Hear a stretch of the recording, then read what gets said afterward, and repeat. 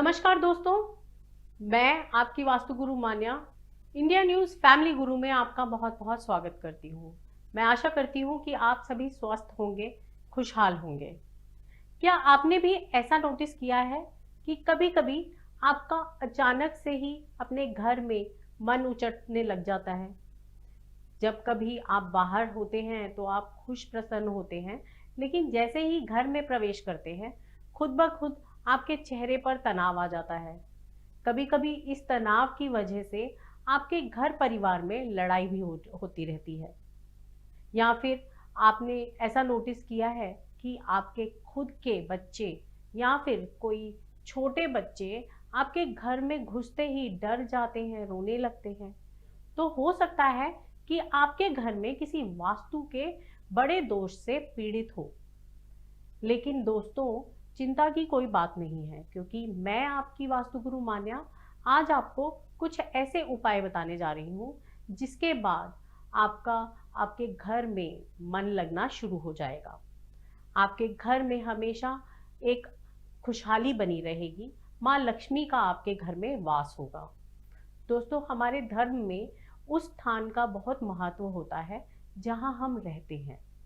आपने अक्सर देखा होगा कि कोई भी पूजा पाठ शुरू करने से पहले पंडित जी भूमि का जो है पूजन कराते हैं।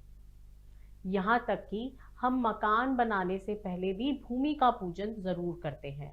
ऐसे में हमको हमारे घर का खासकर ध्यान रखना चाहिए कि वहाँ पर कोई ऐसी नकारात्मक ऊर्जा तो नहीं, या ऐसी नकारात्मक ऊर्जा ने कोई प्रवेश तो नहीं ले लिया जिससे हमारे घर में नकारात्मक माहौल बन गया है या बनना शुरू हो गया है।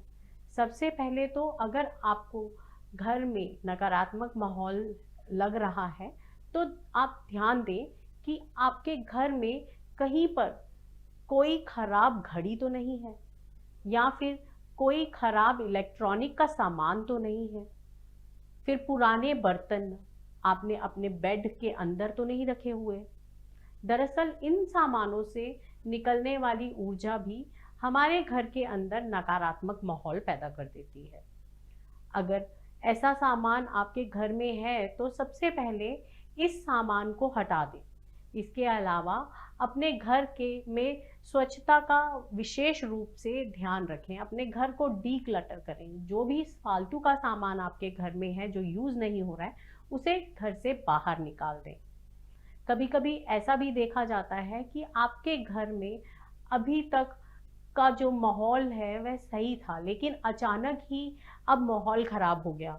ऐसे में ध्यान दें कि कहीं आपने कोई सामान की सेटिंग तो चेंज नहीं की है।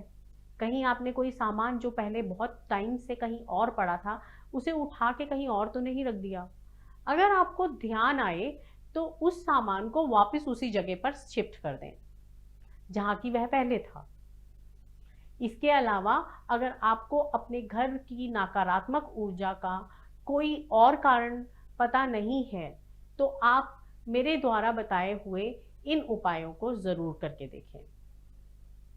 आप अपने घर में गूगल, लोबान, पीली सरसों को जरूर जलाएं और इसके धुएं को अपने पूरे घर में फैला दें।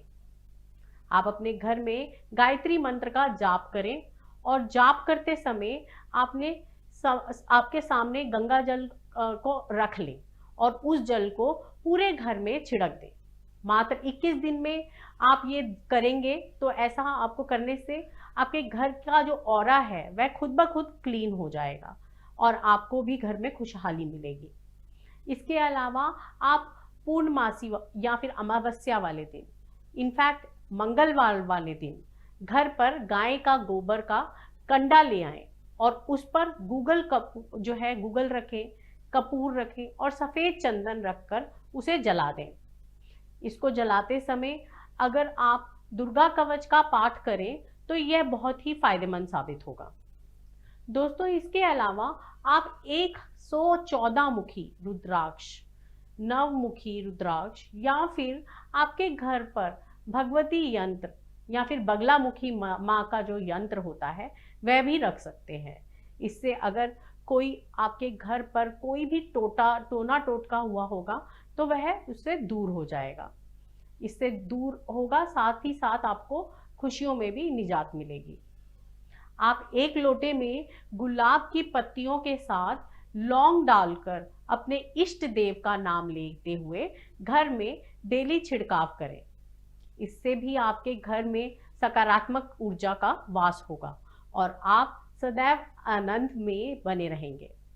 दोस्तों, अंत में मैं एक बहुत महत्वपूर्ण बात आपको बताने जा रही हूँ। किसी भी स्थान पर आनंद अपने मन की अवस्था से ही आता है, इसलिए आप खुद भी अपने मन को प्रसन्न रखने का प्रयास करें। साथ ही साथ ध्यान करें कि कहीं आपको किसी की का कर्जा तो नहीं देना है। अगर ऐसी कोई स्थिति है जहाँ चाहे तो थोड़ा थोड़ा ही सही, लेकिन थोड़ा थोड़ा आप अपना कर्जा उतारना शुरू करें। इससे भी आपके घर का माहौल बदलने शुरू हो जाएगा।